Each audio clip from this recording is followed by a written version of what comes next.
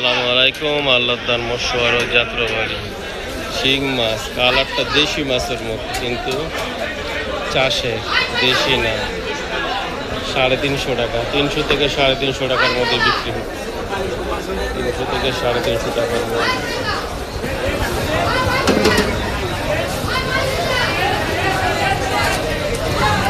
সুন্দর দেখার মতো কালার, একেবারে দেশি। খুচরা বাজারের ভিতরে কোনো পাইকারি নিয়ে বলে যে এগুলা দেশি, কেউ অবিশ্বাস করবে কিন্তু